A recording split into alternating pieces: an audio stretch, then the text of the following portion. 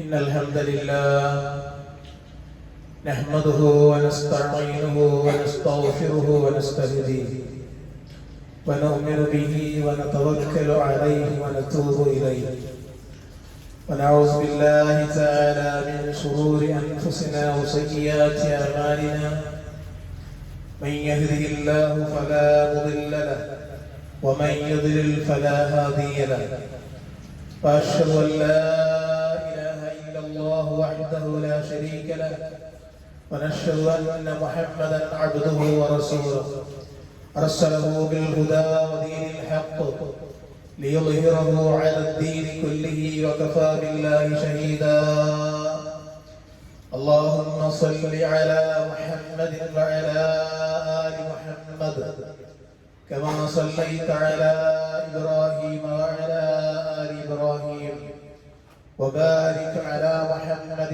وعلى آل محمد كما باركت على إبراهيم وعلى آل إبراهيم إنك حميد مجيد أما بعد فإن أحسن الكلام كلام الله وخير الحديث كتاب الله وخير الهدي هدي محمد صلى الله عليه وسلم وشر الأمور محدثاتها وكل محدثة بدعة وكل بدعة ضلالة وكل ضلالة في النار أيها الإخوان والأخوات أوصيكم ونفسي أولا بتقوى الله أعوذ بالله من الشيطان الرجيم يا أيها الناس اتقوا ربكم الذي خلقكم من نفس واحدة وخلق منها زوجها بث منهما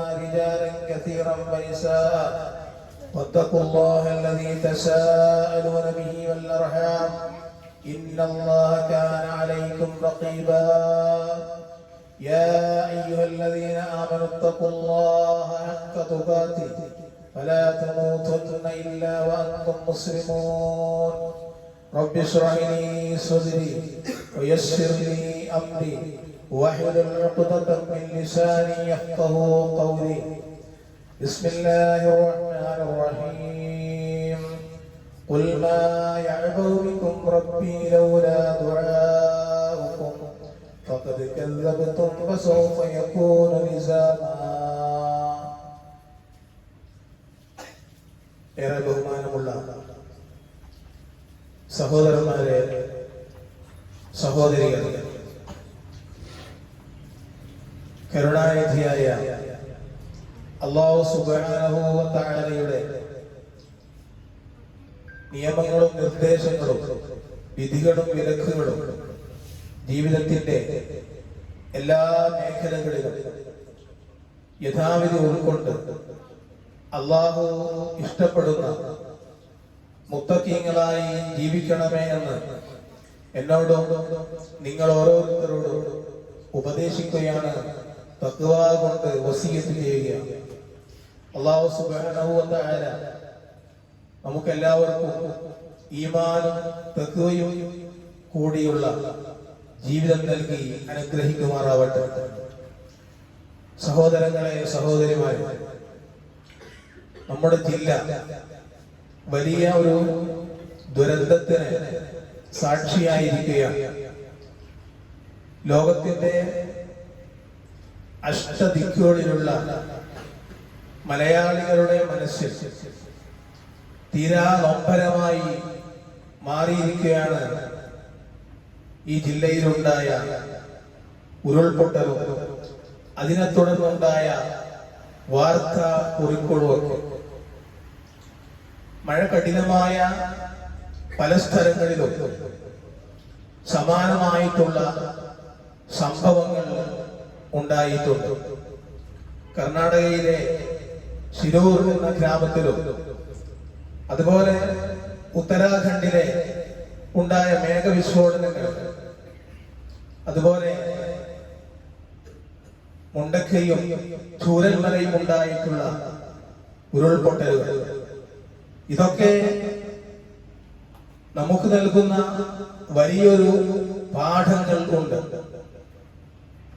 ഇങ്ങനെയുള്ള ദുരിതങ്ങൾ വരാതിരിക്കുവാൻ നാം എപ്പോഴും 5 നേരവും അല്ലാഹു സുബ്ഹാനഹു വ തആലയോട് അകമയങ്ങി പ്രാർത്ഥിക്കേണ്ടതുണ്ട്.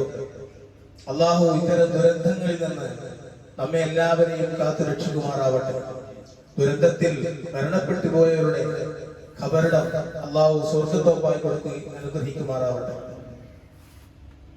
സഹോദരങ്ങളെ, സഹോദരിമാരെ, ഇത്തരം ദുരന്തങ്ങൾ സമൂഹത്തിൽ ഉണ്ടാകുമ്പോഴും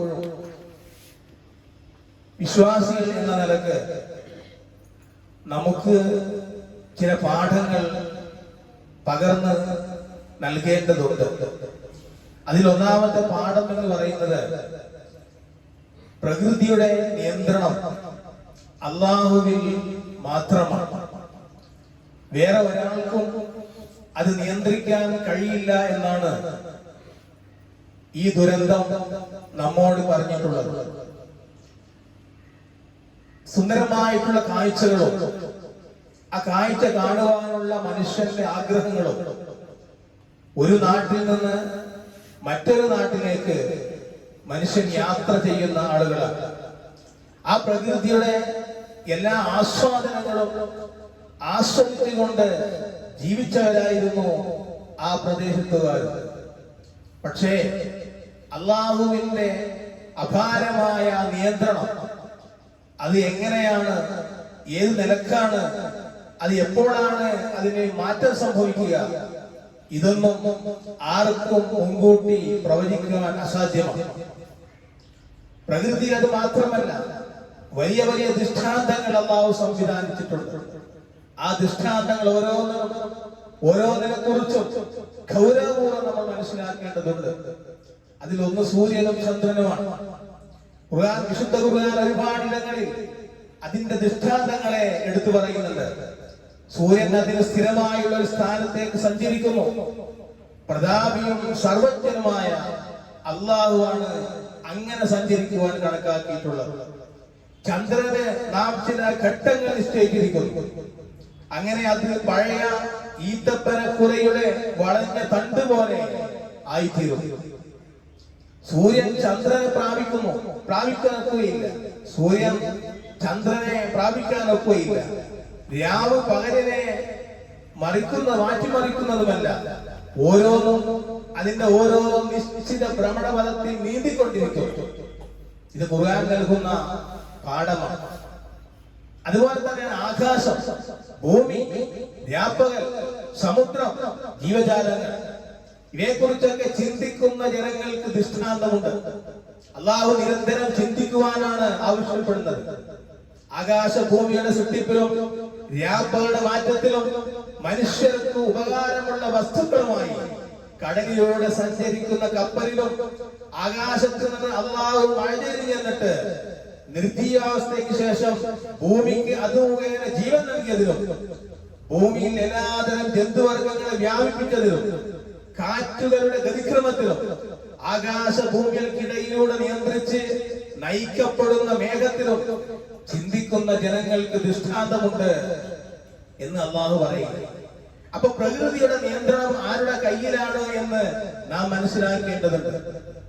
വളരെ മുമ്പ് പ്രതിപാദിക്കപ്പെട്ട ഒരു സംഗതിയായിരുന്നു, മഹാന്മാരുടെ കൈകളിലാണ് ചില പ്രകൃതിയുടെ നിയമങ്ങളൊക്കെ, അവരും അത് നിയന്ത്രിച്ചുകൊണ്ടേയിരിക്കുന്നുണ്ട് എന്ന് വാദിക്കുന്നവർക്ക് ഒരു മറുപടി കൂടിയാണ് യഥാർത്ഥത്തിൽ ഉണ്ടായിട്ടുള്ള ഈ ദുരന്തം എന്ന് പറയുന്നത്.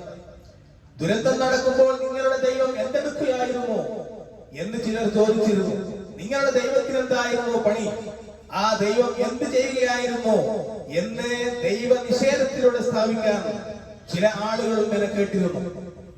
അവരോട് മറുപടി പറയുവാനുള്ള ഒന്ന് മാത്രമാണോ, ദൈവം ഇല്ലായിരുന്നെങ്കിൽ ഈ ദുരന്തം നടക്കുമായിരുന്നോ എന്ന മറു ചോദ്യത്തിന് മുമ്പിൽ അവർ ലഭ്യരായി തീരുകയാണ്. അപ്പൊ നമ്മുടെ മുമ്പിലൂടെ ഇങ്ങനെ ഓരോ സംഭവങ്ങളും നടന്നു പോകുമ്പോ മനുഷ്യ നീ പഠിക്കേണ്ടതുണ്ട് എന്നാണ് അള്ളാഹു സൂചിപ്പിക്കുന്നത്. പ്രകൃതിയുടെ നിയന്ത്രണം അള്ളാഹുവിന്റെ നിശ്ചയിച്ചതാണെങ്കിൽ, അള്ളാഹുവിന്റെ കയ്യിലുള്ളതാണെങ്കിൽ അതിൽ വരുന്ന മാറ്റങ്ങളും അതിന്റെ താളക്രമങ്ങളും ഒക്കെ അത് അവന് മാത്രം അറിയുന്ന കാര്യമാണ്. അത് എങ്ങനെയാണ് ഇല്ലാതാവുക, പെട്ടെന്ന് അപകടം ഉണ്ടാകുമോ, ഇതൊക്കെ അവന് മാത്രമേ അറിയുള്ളൂ. അതിന്റെ യുക്തി അള്ളാഹു മാത്രം അറിയുന്ന കാര്യമാണ്. സമ്പത്തും അധികാരവും കയ്യിലുള്ളവരും ഒന്നിനും കഴിയാതെ പകച്ചു നിൽക്കുന്ന ഈ സന്ദർഭങ്ങളിൽ അള്ളാഹുവിൽ മുൻകൂട്ടി അള്ളാഹുവിലേക്ക് കൂടുതൽ കൂടുതൽ അടുക്കുകയാണ് നമ്മൾ വേണ്ടത്. അള്ളാഹു തന്ന അനുഗ്രഹങ്ങളെ മറക്കാതിരിക്കുക. എണ്ണമറ്റ അനുഗ്രഹങ്ങൾ ഈ ഭൂമിയിലുള്ളത് മുഴുവൻ പഠിച്ചത് അവന് വേണ്ടിയാണ്. ഖുർആൻ പറയുന്നത് ഭൂമിയിലുള്ളത് മുഴുവനും മനുഷ്യന് വേണ്ടി അള്ളാഹു സൃഷ്ടിച്ചതാണ്. ഈ അനുഗ്രഹങ്ങളെ കുറിച്ചൊക്കെ അവൻ ആത്യന്തികമായി മനസ്സിലാക്കണം, ആലോചിക്കണം എന്ന് അള്ളാഹു നമ്മോട് പറയുക. ആലോചനക്കനുസരിച്ച് കൊണ്ട് നന്ദി കാണിക്കുവാൻ മനുഷ്യൻ സന്നദ്ധനാവേണ്ടതുണ്ട്. ആ നന്ദിക്ക് പകരം നന്ദി കേട് കാണിക്കുന്ന അടിമയായി മാറരുത് എന്നാണ് ഈ ദുരന്തം നമുക്ക് നൽകുന്ന ഒന്നാമത്തെ പാഠം എന്ന് പറയുന്നത്. അത് ഖുർആൻ തന്നെ എടുത്തു പറയുന്നുണ്ട്. മനുഷ്യന് ഭൂമിയിൽ വാസയോഗ്യത നൽകിയിട്ടും അവൻ നന്ദി കെട്ടവനായ കാര്യം അള്ളാഹു ഉണർത്തുന്നുണ്ട്. വലക്കത് മക്കന്നാകും ഫിൽ അർദ്, നിങ്ങൾക്ക് ഭൂമിയിൽ നാം സ്വാധീനം നൽകുകയും, വലക്കത് മക്കന്നാകും ഫിൽ അർദ്, നിങ്ങൾക്ക് ഭൂമിയിൽ നാം സ്വാധീനം നൽകുകയും, വജഅൽനാ ലക്കും ഫിഹാ മആയിഷ, നിങ്ങൾക്ക് അവിടെ ജീവിത മാർഗങ്ങൾ ഏർപ്പെടുത്തുകയും ചെയ്തിരിക്കുന്നു. ഖലീലൻ മാ തശ്കുറൂൻ, കുറച്ചു മാത്രമേ നിങ്ങൾ നന്ദി കാണിക്കുന്നുള്ളൂ. ഇതൊക്കെ ചെയ്തു തന്നിട്ടും നിങ്ങളുടെ ഭാഗത്ത് നിന്ന് കൃതജ്ഞത വളരെ കുറച്ചു മാത്രമേ ഉള്ളൂ. അപ്പോൾ അള്ളാഹുവിലേക്ക് കൂടുതൽ നന്ദിയുള്ളവനായി മാറുക. അപ്പോൾ അള്ളാഹു നമ്മെ ഓർക്കും. ഫദ്കുറൂനി അദ്കുറുക്കും, എന്നെ നിങ്ങൾ ഓർക്കുക, ഞാൻ നിങ്ങളെയും ഓർക്കും. വഷ്കുറൂനി വലാ തക്ഫുറൂൻ, എന്നോട് നിങ്ങൾ നന്ദി കാണിക്കുക, കൃതജ്ഞത കാണിക്കുക. വലാ തക്ഫുറൂൻ, നന്ദി കേട് കാണിക്കരുത്. ഇതാണ് അള്ളാഹു എടുത്തുദ്ധരിക്കുന്നത്. നന്ദി കാണിക്കുന്നവർക്ക് അവന്റെ അനുഗ്രഹങ്ങൾ അവൻ വാരിക്കോരി കൊടുത്തിരിക്കും. നന്ദി കേട് കാണിച്ചാൽ അവൻ ശിക്ഷ ഇറക്കുകയും ചെയ്യും. നിങ്ങൾ നന്ദി കാണിച്ചാൽ തീർച്ചയായും ഞാൻ നിങ്ങൾക്ക് അനുഗ്രഹങ്ങൾ വർദ്ധിപ്പിച്ചു തരുന്നതാണ് എന്ന് അള്ളാഹു പറയുന്നുണ്ട്. എന്നാൽ നിങ്ങൾ നന്ദി കേട് കാണിക്കുകയാണെങ്കിലോ ഇന്ന അദാബീ ലശദീദ്, തീർച്ചയായും എന്റെ ശിക്ഷ കഠിനമായതായിരിക്കും.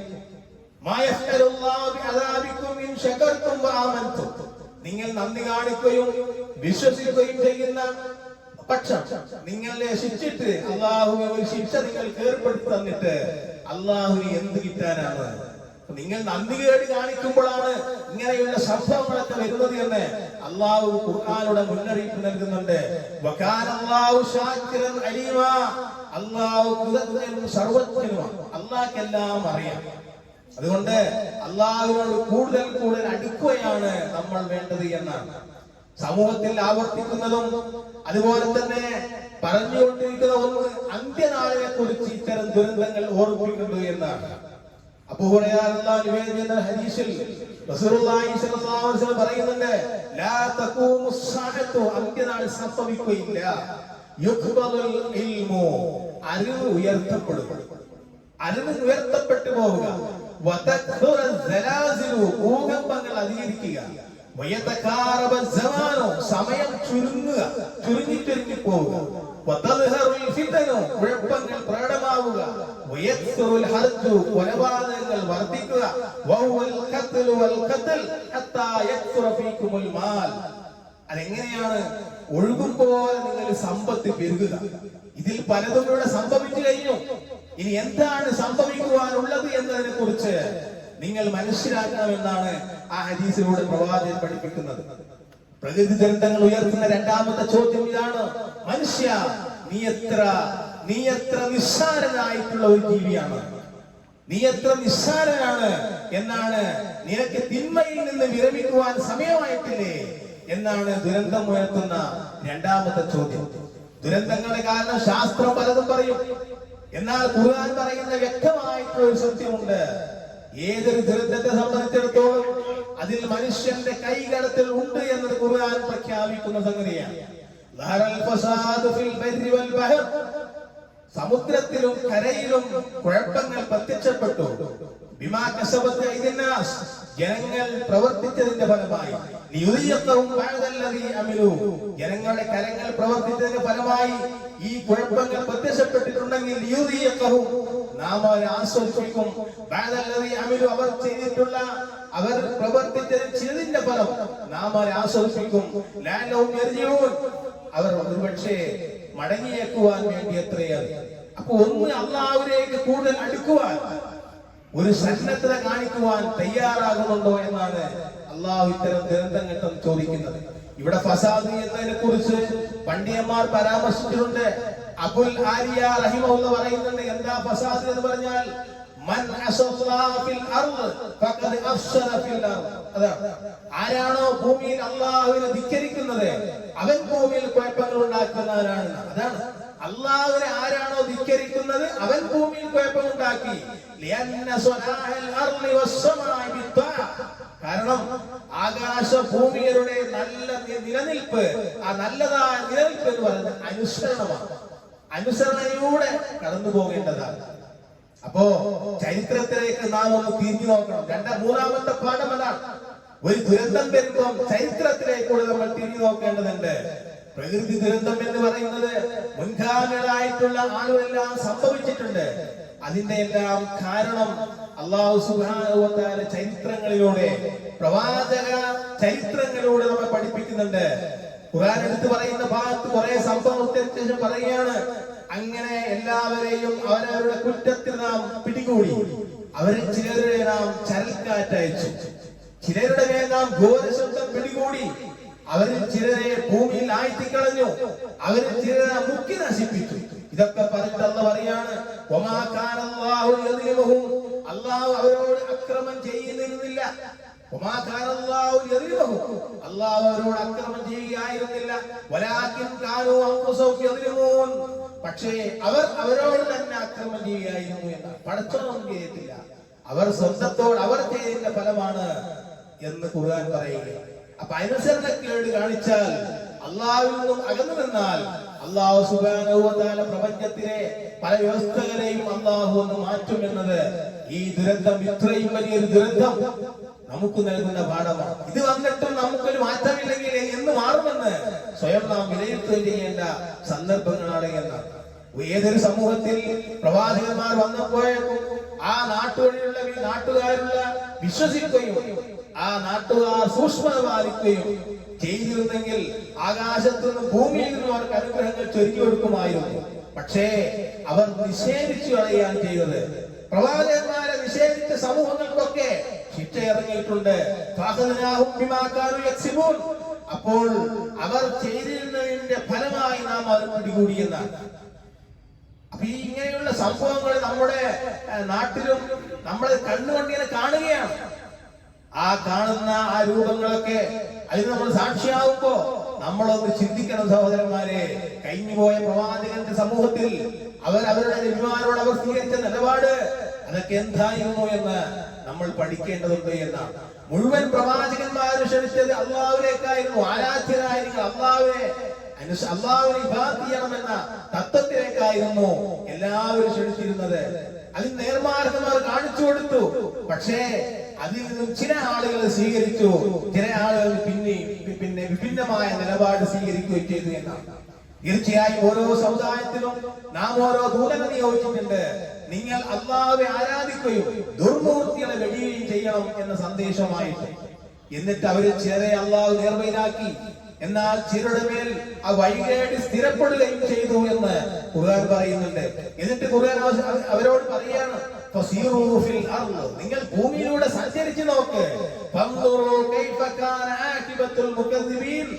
അങ്ങനെ സഞ്ചരിക്കുകയാണെങ്കിൽ നിങ്ങൾക്ക് മുമ്പ് കഴിഞ്ഞു പോയിട്ടില്ല ആകാശ ഭൂമിയിലൂടെ നടന്നിങ്ങനെ സഞ്ചരിക്കുമ്പോ ആ സന്ദേശത്തെ നിഷേധിച്ചള്ളിയ ആ ആളുകളുടെ പര്യവസാനം എന്തായിരുന്നു എന്ന് ഒന്ന് നോക്കി നോക്കൂ എന്ന് ഖുർആൻ പറയുക.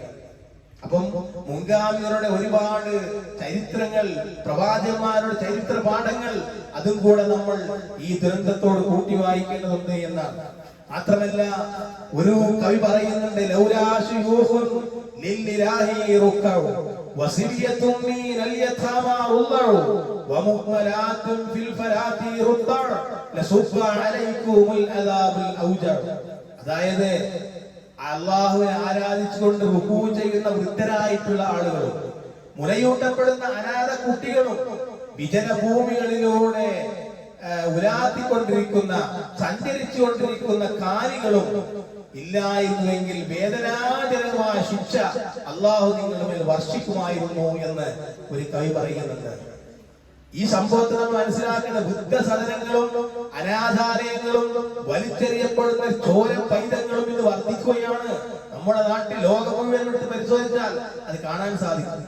അപ്പൊ ഇവരെയൊക്കെ ചേർത്ത് പിടിക്കുക എന്നത് പ്രകൃതിയെ നാം ചേർത്ത് പിടിക്കുന്നതിന് തുല്യമാണ് എന്ന ഈ തിരിച്ചറിവാണ് അള്ളാഹു ഒരു ദുരന്തത്തിലൂടെ നമ്മളെ കണ്ണു തുറപ്പിക്കുന്നത് എന്ന് നാം മനസ്സിലാക്കും.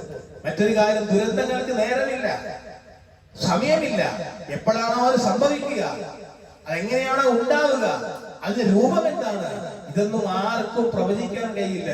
അത് ഉറങ്ങുമ്പോഴാവാം, പകലാവാം, കളിക്കുമ്പോഴാവാം, ഏത് സന്ദർഭത്തിലുമാകാം. ഖുർആൻ പറയുന്നത്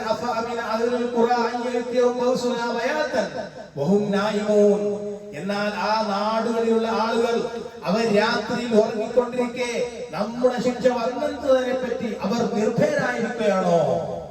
പിന്നെ ചോദിക്കുകയാണ്,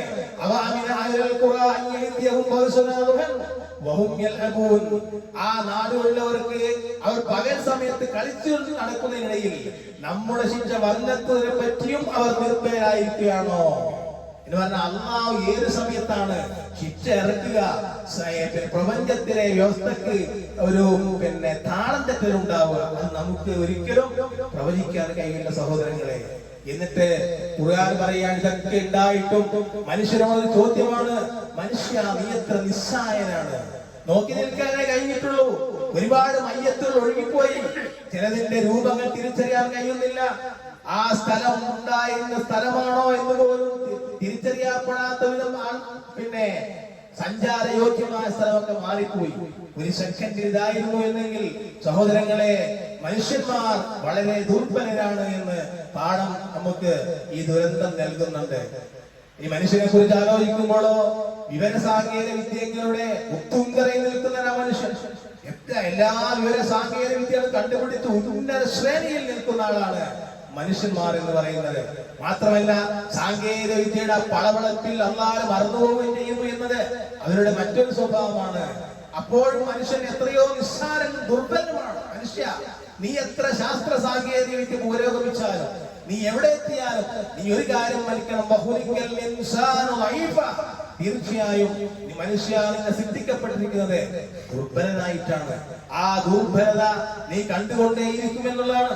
പ്രകാശവർഷങ്ങൾക്കപ്പുറം ഗോളങ്ങളിലേക്ക് വരെ എത്തിയിട്ടുള്ള ആ മനുഷ്യൻ, അവിടെ എത്തിയെന്ന് അവകാശപ്പെടുന്ന മനുഷ്യൻ, അവിടെ നിന്നുള്ള വിവരങ്ങൾ ശേഖരിക്കാൻ കഴിയുന്നു എന്ന് അഹങ്കാരമില്ലാതെ പറയുന്ന മനുഷ്യൻ, കർണാടകയിൽ കേവലം ഒരു 10 അടി താഴ്ചയിൽ മണ്ണിനടിയിൽ ഒരു സഹോദരനെ കണ്ടെത്താൻ കഴിഞ്ഞിട്ടില്ല എന്നത് വളരെ നിസ്സാരമായിട്ടുള്ള സംഗതിയാണ്. കാണാൻ കഴിഞ്ഞില്ല. വർഷങ്ങളപ്പുറം ലോകത്തോട് നടക്കുന്ന എല്ലാ സംഭവങ്ങളും മുൻകൂട്ടി അറിയാനും പലതിനെയും ചെറുക്കുവാനും കഴിയുമെന്ന് വീരവാദം മുഴക്കുന്ന ശാസ്ത്രത്തിന് മുണ്ടക്കൈ ചൂരൽമല പ്രദേശത്തെ അപകടം കൃത്യമായി അത് വ്യവച്ഛേദിച്ച് പറഞ്ഞു കൊടുക്കുവാൻ സാധിച്ചില്ല എന്നതും മനുഷ്യന്റെ ദുർബലതയാണ് ഉണർത്തുന്നത്. മൂന്നാമത്തത്, ആർട്ടിഫിഷ്യൽ ഇന്റലിജൻസിന്റെ ആ സഹായത്തോടെ ലോകം കീഴടക്കാൻ കഴിയുമെന്നതിനാൽ അതിനുവേണ്ടി ലക്ഷങ്ങൾ പൊടിച്ച അധികാരികൾക്ക് മൂഖ്യതായുള്ള പ്രജകളുടെ സംരക്ഷണം ഏറ്റെടുക്കുവാൻ കഴിഞ്ഞില്ല എന്നതും മനുഷ്യ നീ ദുർബലനാണ് എന്ന സന്ദേശമാണ് ഉയർത്തുന്നത്. അപ്പൊ എത്രത്തോളം ഉയർന്നാലും മനുഷ്യനെ ഒന്നും ഇവിടെ കീഴടക്കാൻ കഴിയില്ല. അങ്ങനെയുള്ള ആ മനുഷ്യന്മാരെ കുറിച്ചാണ് സഹോദരങ്ങളെ നമ്മൾ മനസ്സിലാക്കേണ്ടത് എന്നാണ്. ഇനി എന്താണ് പ്രതിവിധി എന്ന് കൂടെ നമ്മൾ മനസ്സിലാക്കണം. ഇങ്ങനെയൊക്കെ ഉണ്ടാകുമ്പോ എന്താ പ്രതിവിധി? പല പ്രതിവിധികളും പല ആൾക്കാരും പറയും.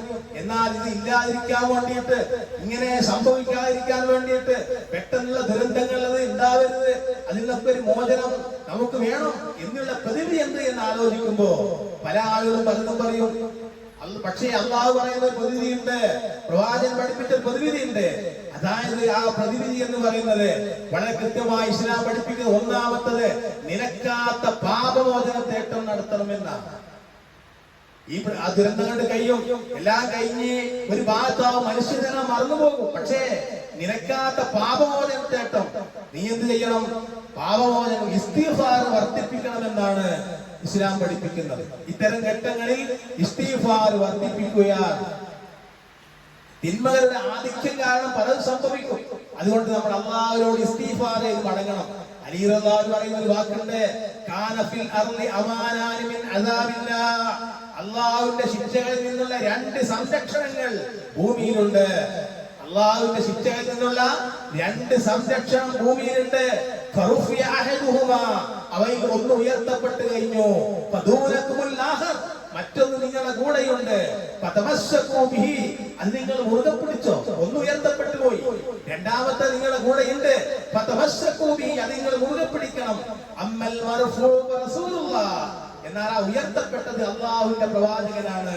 വഅമ്മൽ ബാഖി മിന്നുമാ അൽ ഇസ്തിഗ്ഫാർ, എന്നാൽ നിങ്ങളുടെ സമൂഹത്തിൽ നിങ്ങളുടെ കൂടെ ബാക്കിയുള്ളത് അവശേഷിക്കുന്നത് അൽ ഇസ്തിഗ്ഫാർ, പാപമോചനമാണ്. അപ്പം ഇസ്തിഗ്ഫാർ വർദ്ധിപ്പിച്ചുകൊണ്ടേ ഇരിക്കുക എന്നാണ് ഇപ്പൊ നമ്മൾ സ്വീകരിക്കുന്ന നിലപാട് എന്നാണ്. എന്നിട്ട് അയ്യറുള്ളവർ ഈ ആയത്ത് ഓതിക്കൊടുക്കുന്നുണ്ട്. ഖുർആനിലെ ഏതായത്ത്? വമാ കാന അല്ലാഹു യുഅദ്ദിബുഹും, എന്നാൽ നീ അവർക്കിടയിൽ ഉണ്ടായിരിക്കെ അല്ലാഹു അവരെ ശിക്ഷിക്കൂല. നബിയേ, നീ അവരുടെ കൂട്ടത്തിൽ ഉണ്ടായിരിക്കുകയാണെങ്കിൽ അല്ലാഹു അവരെ ശിക്ഷിക്കുകയില്ല. വമാ കാന അല്ലാഹു യുഅദ്ദിബുഹും വഹും യസ്തഗ്ഫിറൂൻ, അവർ പാപമോചനം തേടിക്കൊണ്ടിരിക്കുമ്പോഴും അല്ലാഹു അവരെ ശിക്ഷിക്കൂല. അപ്പോ നിരന്തരമായ പാപമോചനമാണ് നമ്മൾ നടത്തേണ്ടത്. ചെയ്തു പോയ തെറ്റുകളെ കുറിച്ച് ഓരോ മനുഷ്യനും അല്ലാഹുവിനോട് ഇസ്തിഗ്ഫാർ ചെയ്യണം. എന്നിട്ട് അല്ലാഹുവിനോട് പ്രാർത്ഥിക്കണം, റബ്ബേ ഇത്തരം ദുരന്തങ്ങൾ ഞങ്ങൾക്ക് നൽകരുതേ എന്ന് പ്രാർത്ഥിക്കേണ്ടതുണ്ട് എന്നാണ്. എന്ന് മാത്രമല്ല, അതിന് ഏറ്റവും ഇസ്തിഗ്ഫാർ കഴിഞ്ഞാൽ രണ്ടാമത്തത് പ്രാർത്ഥനയാണ്. ഇത്തരം ദുരന്തങ്ങൾ നമുക്ക് കാണുമ്പോൾ രണ്ടാമത്തത് നടത്തുന്ന പ്രാർത്ഥനയാണ്. അതാണ് പ്രവാചകൻ പറഞ്ഞിട്ടുണ്ട്, ലാ യറദ്ദുൽ ഖലാഅ ഇല്ല ദുആ, വിധിയെ തട്ടുകയില്ല പ്രാർത്ഥനയല്ലാതെ. നിരന്തരമായി അല്ലാഹുവിനോട് പ്രാർത്ഥിച്ചുകൊണ്ടേയിരിക്കണം. അതാണ് ഖുർആൻ പറഞ്ഞത്, ഖുൽ മാ യഅബു ബിക്കും റബ്ബി ലൗലാ ദുആഉക്കും, നബിയെ പറയുക, നിങ്ങളുടെ പ്രാർത്ഥനയില്ലെങ്കിൽ എന്ത് പരിഗണനയാണ് നിങ്ങൾക്ക് രക്ഷിതാവ് നൽകുക. ഫഖദ് കസ്സബതും ഫസൗഫ യകൂനു നിദാമാ, എന്നാൽ നിങ്ങൾ നിഷേധിച്ചറിയുന്നെങ്കിലാണ് അതിനുള്ള ശിക്ഷ അനിവാര്യമായിരിക്കുന്നു എന്നാണ്. അപ്പൊ സഹോദരങ്ങളെ, നമ്മളൊക്കെ ദുരന്തമോത്ത് പോയിട്ടുള്ള ആളുകളാണ്, എല്ലാ സഹായങ്ങളും ചെയ്യുന്നു പറയുന്ന ആളുകളാണ്. അവിടെ കണ്ടുകൊണ്ടിരിക്കുന്ന പലതും കണ്ടു, പല മയ്യത്തുകളുടെ രൂപങ്ങൾ കണ്ടു, ചിലതിന്റെ അവയവങ്ങൾ മാത്രം കണ്ടപ്പെടുന്നു. ഇങ്ങനെ ഒരുപാട് സംഗതികൾ നിങ്ങൾ ആലോചിച്ചു നോക്കേണ്ട ഒരു സംഗതിയുണ്ട്. ഈ ദുരന്തം നടക്കുന്നതിന് മുമ്പ് വളരെ സുന്ദരമായി നല്ല ഭക്ഷണം കഴിച്ച് സന്തോഷത്തോടുകൂടി മക്കളും ഭാര്യയും അതുപോലെ ഭർത്താവും ഒക്കെ കൂടെ കഴിഞ്ഞ് വളരെ സന്തോഷത്തോട് പാടിയും ആടിയും ഒക്കെ അവർ അവിടെ കിടന്നുറങ്ങി. ആ കിടന്നുറങ്ങിയിട്ട് രാവിലെയാകുമ്പോഴേക്കും അവർ വിചാരിച്ചിരുന്നില്ല ഞങ്ങൾ ആരും ഇങ്ങനെ ഒരു ദുരന്തം ഉണ്ടാകുമെന്ന്, അല്ലെങ്കിൽ നാശം വരുമെന്ന് അവർക്കറിയില്ല. സന്തോഷത്തോടുകൂടെ കിടന്നുറങ്ങിയ ആളുകളാണ്. അങ്ങനെ രാവിലെ ആയപ്പോൾ അവർ ഒഴുകുന്നത് ചില ആളുകൾ നിലമ്പൂരിലെത്തി എന്നുള്ളതാണ്. ചാലിയാർക്കൂടെ ഒഴുകിക്കൊണ്ടിരിക്കുകയാണ്. സഹോദരങ്ങളെ, നമ്മുടെ നിലപാട് എന്ത് നമുക്കറിയുമോ? അത്രമാത്രമേ അള്ളാഹുവിന്റെ ഒരു അനുഗ്രഹം അത് തിരുത്തുപോയാൽ ഉണ്ടാകുന്ന ആ ഒരു പ്രയാസം എന്ന് നാം മനസ്സിലാക്കേണ്ടതുണ്ട്. മനുഷ്യന്റെ നിസ്സഹായ അവസ്ഥ, ആ മൃതദേഹങ്ങൾ ഇങ്ങനെ എടുത്തു വരുമ്പോ, ആ മൃതദേഹങ്ങൾ കണ്ടുകൊണ്ടിരിക്കുമ്പോ സഹോദരങ്ങളെ, നമ്മൾക്കൊന്ന് മനസ്സ് മാറേണ്ടതുണ്ട്. ഇതെല്ലാം കണ്ടിട്ട് ഇതിനു മുമ്പ് ഒരു പ്രളയമുണ്ടായി, അതിനുശേഷം ഇപ്പോൾ ദുരന്തമുണ്ടായി. ഇതെല്ലാം കണ്ടിട്ടും എന്തൊരു മാറ്റം നമുക്കില്ലെങ്കിൽ നാം എപ്പോഴാണ് മാറുക എന്നാണ് ഈ ദുരന്തം ചോദിക്കുന്ന അവസാനത്തെ ചോദ്യം എന്നതാണ്. അതുകൊണ്ട് സഹോദരങ്ങളെ, നാം എപ്പോഴും ഇസ്തിഗ്ഫാർ പ്രാർത്ഥനയും വർദ്ധിപ്പിക്കുക. ഇത്തരം ദുരന്തങ്ങൾ വരാതിരിക്കാൻ അള്ളാഹുവിനോട് അകമഴിഞ്ഞ് പ്രാർത്ഥിക്കുക. അള്ളാഹു സുബ്ഹാനഹു വ തആല ഇത്തരം ദുരന്തങ്ങളിൽ നിന്ന് നമ്മെ എല്ലാവരെയും കാത്തു രക്ഷിക്കുമാറാവട്ടെ.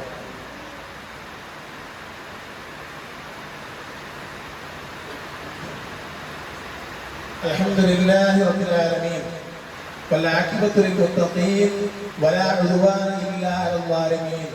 أصلي ونسلم على نبي محمد صلى الله عليه وسلم وعلى آله وصحبه أجمعين. فأوصيكم ثانيا بتقوى الله. يا أيها الذين آمنوا اتقوا الله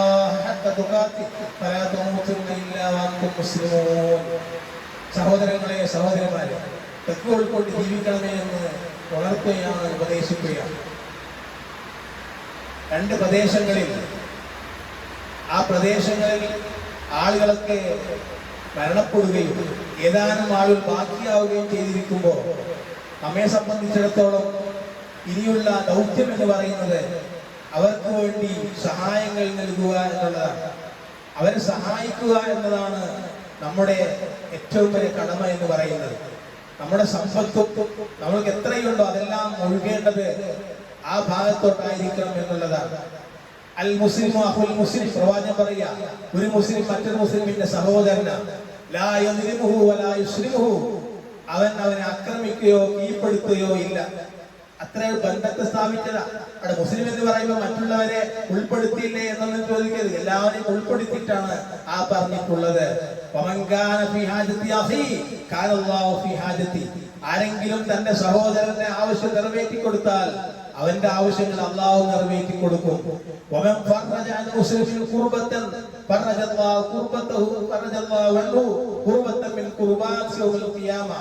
ആരെങ്കിലും തന്റെ സഹോദരന്റെ പ്രയാസം നീക്കിക്കൊടുത്താൽ പരലോകത്ത് അവന്റെ പ്രയാസം അള്ളാഹു നീക്കിക്കൊടുക്കും.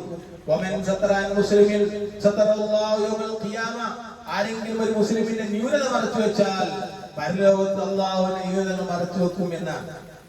അപ്പൊ ഈ ഹദീസ് ഉദ്ധരിച്ചത് മുസ്ലിംകൾ തമ്മിലുള്ള ബന്ധവും അതുപോലെ തന്നെ സമൂഹം തമ്മിലുള്ള ബന്ധവും കൂടെ മനസ്സിലാക്കേണ്ടതുണ്ട്. നമ്മൾക്ക് അള്ളാഹു നൽകിയിട്ടുള്ള അനുഗ്രഹങ്ങൾ ഒരുപാടുണ്ട് കയ്യിൽ. ആ അനുഗ്രഹങ്ങൾ അവർക്കുണ്ടായിരുന്നു, പക്ഷേ അതെല്ലാം നഷ്ടപ്പെട്ടു പോയി.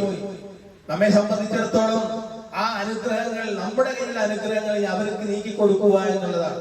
അതുകൊണ്ട് നമ്മുടെ സഹായങ്ങൾ നന്നായി ഒഴുകണം ആ ഭാഗത്തേക്ക് എന്ന് സൂചിപ്പിക്കുകയാണ്. എത്രത്തോളം ഒരാൾക്ക് അവിടെ എന്തെല്ലാം കൊടുക്കാൻ സാധിക്കുമോ അതിനെല്ലാം പങ്കുചേരുക. അതാണ് ദുരിതം അനുഭവിക്കുന്ന, അല്ലെങ്കിൽ പിന്നെ ആ ഒരു പ്രയാസത്തിൽ അനുഭവിക്കുന്ന ആളുകളോട് നാം ചെയ്യുന്ന ഏറ്റവും വലിയ ദൗത്യം എന്ന് പറയുന്നത്. മാത്രമല്ല, 8 കാര്യങ്ങളെ കുറിച്ച് നമ്മൾ അല്ലാഹുവിനോട് നിരന്തരം പ്രാർത്ഥിക്കണം. 8 കാര്യങ്ങൾ അബൂ ദാവൂദ് റിപ്പോർട്ട് ചെയ്യുന്ന ഹദീസിലുണ്ട്. 8 കാര്യങ്ങളെ കുറിച്ച് നിരന്തരമായി അല്ലാഹുവിനോട് നമ്മൾ പിന്നെ അത് കാവൽ തേടണം, അല്ലാഹുവിനോട് രക്ഷ ചോദിക്കണം. എന്താണത്? ഒന്ന്, അല്ലാഹുവേ, വല്ലതും എന്റെ മേൽ വീഴുന്നതിൽ എന്നെ നീ രക്ഷിക്കണം. വല്ലതും എന്റെ മേൽ തകർന്നു വീഴുന്നതിന് എന്നെ നീ കാവൽ തേടുന്നത്, അതായത് എന്തെങ്കിലും എന്റെ മേൽ തകർന്നു വീണു പോവുക, അങ്ങനെ ഞാൻ എന്നോട് ചെയ്യുന്നു, രക്ഷ ചോദിക്കുന്നു. മറിഞ്ഞു വീഴുന്നതിൽ നിന്നും ഞാൻ നിന്നോട് രക്ഷ തേടുന്നു. തീപിടുത്തത്തിൽ നിന്ന്, അതുപോലെ മുങ്ങിപ്പോകുന്നതിൽ നിന്ന്, അമിതമായ വാർദ്ധക്യത്തിൽ നിന്ന്, ഇതിനൊക്കെ അല്ലാഹുവേ ഞാൻ നിന്നോട് കാവൽ തേടുകയാണ്.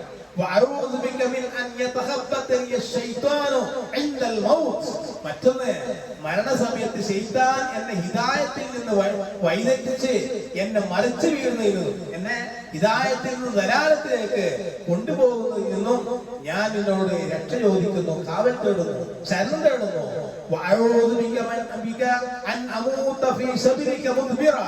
നിന്റെ മാർഗത്തിൽ നിന്ന് പിന്തിരിഞ്ഞോടുന്നവനായി മരിക്കുന്നതിൽ നിന്നും ഞാൻ രക്ഷ ചോദിക്കുകയാണ്. വിഷജന്തുക്കൾ കടിച്ചു മരിക്കുന്നതിൽ നിന്നും ഞാൻ രക്ഷ തേടുന്നു എന്ന്. ഈ സന്ദർഭത്തിൽ നാം ആ പ്രാർത്ഥന നമ്മൾ കാണാതെ പഠിച്ച് അധികരിപ്പിക്കണം. കാരണം നമ്മുടെ കൂടെ മരണം എങ്ങനെയെന്ന് നമുക്കറിയില്ല. അവിടെ കിടന്നിറങ്ങിയ അവർക്കും അറിയില്ല. അവർ വിചാരിക്കുന്ന ആളെ പ്രഭാതത്തിൽ പോകണം, പല പരിപാടികളും ആസൂത്രണം ചെയ്ത് കിടന്നിറങ്ങിയാവും. പല സ്ഥലത്തേക്ക് പോകണം, ജോലിക്ക് പോകണം, ഇത്തരം എഴുന്നേൽക്കണം, ഇന്ന ഭക്ഷണം കഴിക്കണം, നാളെ ഇന്ന ആളെ കാണണം, ഇന്നാളെ സംസാരിക്കണം, ഇന്ന രൂപത്തിലൂടെയൊക്കെ പോകണം എന്നൊക്കെ പ്ലാൻ ചെയ്ത് വെച്ച് ഓരോ വീട്ടുകാരും കിടന്നുറങ്ങിയതാ. പക്ഷേ ആ 310 ആളുകൾ അവർ അല്ലാഹുവിലേക്ക് മടങ്ങി എന്നുള്ളത് നാം മനസ്സിലാക്കേണ്ട യാഥാർത്ഥ്യമാണ്. അവരാരെങ്കിലും അറിഞ്ഞോ ഇങ്ങനെ സംഭവിക്കുമെന്ന്? തങ്ങൾ ജീവിക്കുന്ന, തങ്ങൾ പഠിച്ച കലാലയം പോലും അവിടെ ഇല്ലാതായി പോകുമോ എന്ന് കുട്ടികൾ മനസ്സിലാക്കിയിട്ടില്ല. ആർക്കും അറിയില്ല സഹോദരങ്ങളെ. അതുകൊണ്ട് നാം അതിനെക്കുറിച്ച് നമ്മുടെ മനസ്സിനോട് ചോദിച്ചു നോക്കണം. എപ്പോഴും അല്ലാഹുവിനോട് കൂടുതൽ അടുക്കുവാൻ ഇത്തരം ദുരന്തങ്ങൾ നമുക്ക് പാഠമാകേണ്ടതുണ്ട്. ആ പാഠത്തിൽ ഇനിയും നമ്മൾ പാഠം ഉൾക്കൊള്ളുന്നെങ്കിൽ, അള്ളാഹുവിനെ അടുക്കുന്നില്ലെങ്കിൽ, പിന്നെ നമ്മൾ എന്നാണ് നന്നാവുക എന്ന് സ്വയം ഓരോരുത്തരോട് ചോദിച്ചു നോക്കേണ്ടതുണ്ട്.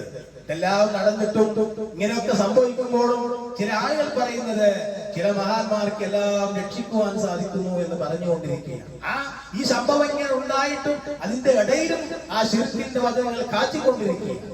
ഇതാണ് നമ്മുടെ സമൂഹം.